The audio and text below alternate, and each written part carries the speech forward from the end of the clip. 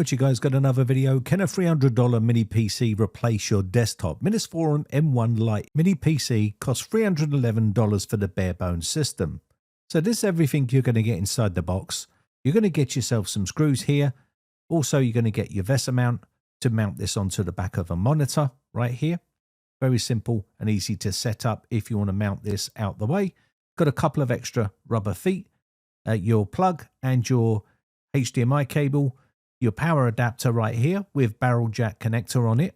If you're looking for a low power draw mini PC, then something like this is going to be ideal. 19 volts, 4.73 amps and 90 watts total output. You've also got some documentation. This is for your warranty and also a QR code to set up your mini PC as well. And you also have the mini PC itself, which we're going to take a look at in more detail right now. Now, I do like this checkerboard effect on the actual mini PC, made of aluminium, the main chassis. It's got some plastic parts to it as well. Starting from the left-hand side, we have our D mic, our power button, and our USB 3.2 times 2. We have two of those ports, and we have our 3.5mm combo jack and our reset hole right there on the right-hand side.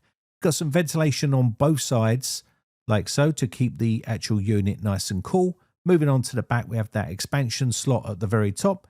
We have 19 volts input barrel jack on the left and a 2.5 gigabit Ethernet LAN port, a HDMI port, which does support 2.1, and we have a DP port, which is 1.4, and we have a USB 4 40 gigabits per second port there as well, and USB 2.0 ports. We have two of those on this device as well. So on the HDMI support, it supports 4K at 60 Hz. DP support, which is your display port, will support 8K of up to 60 Hz and 4K at 144 Hz, and the USB 4 up to 8K at 60 Hz or 4K at 144 Hz. So you've got plenty of support there for all your monitors. On the bottom, we have some ventilation and our VESA mounts there and some anti-slip rubber feet. So let's remove those feet so we can gain access to inside. You just pull these off. They're stuck on with a bit of sticky tape, and it's going to give you access to the 4 screws that we need to remove to gain access to inside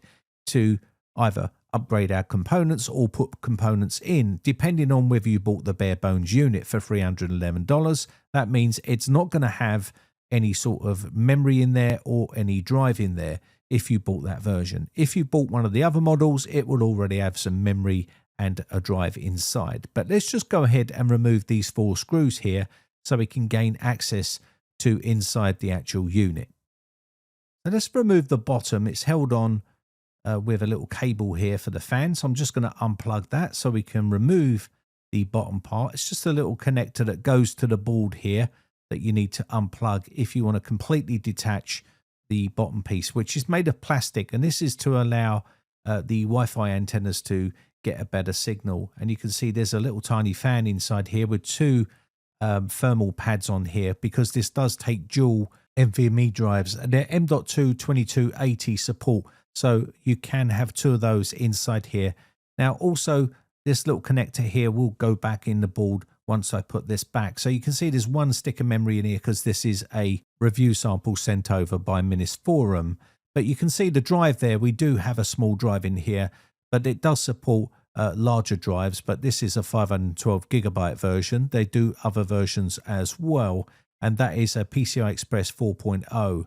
Now also, it does have a Wi-Fi just underneath there, which is Wi-Fi 6E and Bluetooth 5.2. We have room for another NVMe drive right here, so if you wanted to put more storage in, you can do. And the memory uses DDR5 SODIMM, and there's 2 of them on here, so dual channel, 5600 megahertz, up to 96 gigabytes of memory that can be used in this device. Let's take a look at the full system specs. Starting with the CPU, we have an Intel Core Ultra 5 125U, capable performance, smarter budget for this particular mini PC. It has 12 cores, 14 threads, 4.3 gigahertz maximum turbo frequency, and 35 watts of balanced TDP. Native AI NPU with 21 TOPS, which is smooth for multitasking. Whisper quiet operation under 45 decibels. So if you're looking for a cool, quiet system, then something like this might suit you.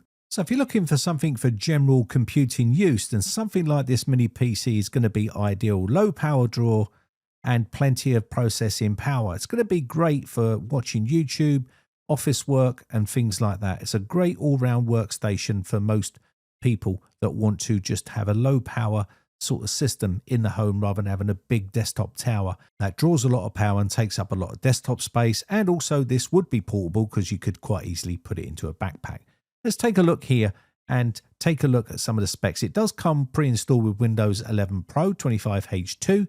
This can obviously be changed. You can put Linux on here if you wish, or use some other options that you might want to try out. But it's capable of all that stuff because it is just a computer at the end of the day.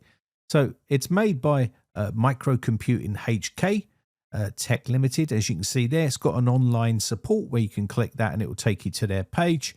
But yeah, all in all, it's a pretty nice little system. The drive that come in this one was a Kingston drive. It's a 512 gigabyte drive. The reads and writes for it is 5,908 reads, and we also have writes of 3,687. Now, that's a pretty impressive little drive inside a mini PC. And if you wanted to drop in, say, a 4 terabyte drive inside here, it will be perfectly fine, and it should function perfectly fine inside that mini PC. Remember, you've got 2 slots on there for 2 drives, so you could put 2 terabyte drives in there. Let's do a quick benchmark with Geekbench 6. I'm going to run the CPU benchmark, then the GPU. For the CPU on the single core was 2094, 7800 for the multi-core score. For the GPU score, let's just put those up on the screen so you can see them. 17,213 OpenCL score for Geekbench 6. So if you're looking for a mini PC for just general use, maybe a bit of video editing, or maybe you just want to surf the web or look at YouTube, or maybe make a Plex server, there's going to be plenty. It'll play all your retro games as well. The Cinebench R23 score was 8,528 points on the multi-core. On the single core, it was 1,604. That's not too bad. Now, Minisforum have been pretty good in the past with some of their other mini PCs that I've previewed on my channel. They've been pretty good at temperatures. But if you want to have a look at the specs of the CPU, you can see here on CPU Z and the motherboard manufacturer right there. You can go through and pause the screen and read all that information at your own leisure. It has only got 1 stick of memory on here. Like I've said, Minisforum did send this over for review. All opinions on my own. Nobody's reviewing this video before it's released, and no money has changed hands for the review.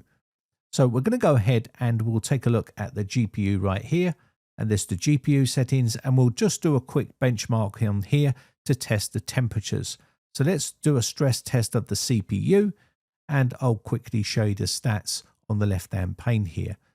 So I'm expecting to see a pretty good temperature for this mini PC because Minisforum does a pretty good job. Now, I do see a couple of red items here, and that's on the package ring thermal throttling, and that is saying yes, and it's 3% right there. Now, I've never seen this before on a Minisforum mini PC, but it is showing up there nevertheless. Pretty low power draw on something like this, as you would expect.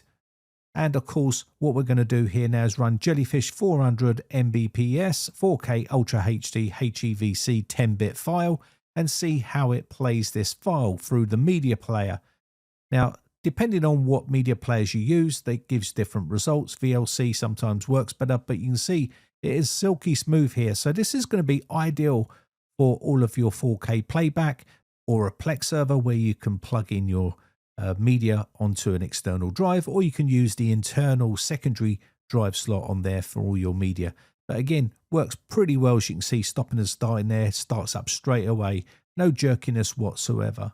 So let's take a quick look at the streaming for 4K right here. This is true 4K streaming on a 4K TV, and you can see it is silky smooth. No drop frames apart from the very beginning when you first play the video, and that's normal. When I drag it across like this, we get a couple of drop frames as you would expect, and then it's stable. There's no drop frames. So really, really good for 4K streaming.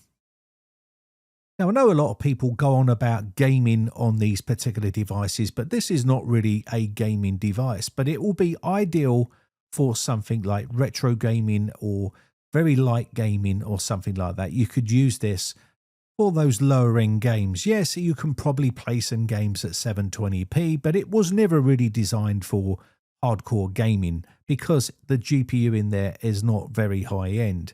But like I said, it's a good all-round mini PC. For something like this, it will handle games like this at no problems at all, and it's silky smooth playback. But again, if you're looking for something that's going to be playing AAA listed games, then I will probably choose another mini PC from Minisforum that can handle those games better. But again, like I said, it's a good all-round desktop mini PC or workstation. These are great for home labs or setting up some sort of server on there for sharing files on your network or whatever it is you want to use it for. The price will vary depending on what version. If you get a bare bones with no included OS or memory or drive, you can see it's £279, which is about $311. But if you get 16 gigabytes of RAM and 512 gigabytes of SSD, the price then goes up. And that's because of the way the market is right now for memory prices and NVMe drives. They are pretty expensive. But all in all, it's a pretty decent all-round little mini PC. Let me know in the comments down below what you think of mini PCs or what you think of this particular mini PC. I get lots of questions about mini PCs every single day, and I've tried to cover as many topics as I can on them. If you want to see more about mini PCs and which ones to buy and which brands are the best to buy, then let me know in the comments section down below and I'll do my best to make those videos for you. Anyway, with that said, my name has been Brian from briteccomputers.co.uk. This has been a review for the Minisforum M1 Lite 125U. If you haven't subscribed yet, hit that subscribe button. It really does help, and I shall catch you in the next video. Bye for now.